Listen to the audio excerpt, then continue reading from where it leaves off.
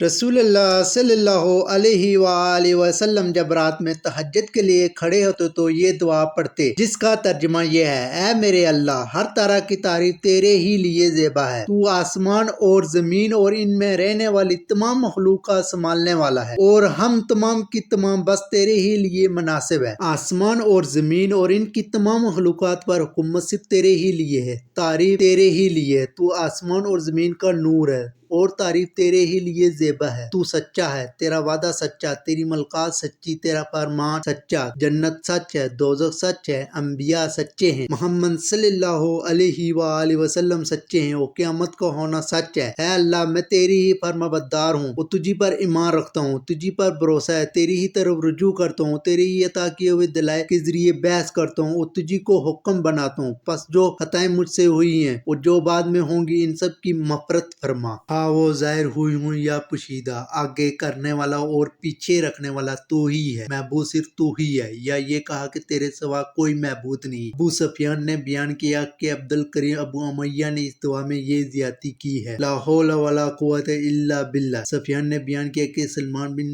مسلم نے تو اسے یہ حدیث سنی، انہوں نے حضرت عبداللہ بن عباس رضی اللہ تعالی عنہ سے، انہوں نے نبی کریم صلی اللہ علیہ وآلہ وسلم سے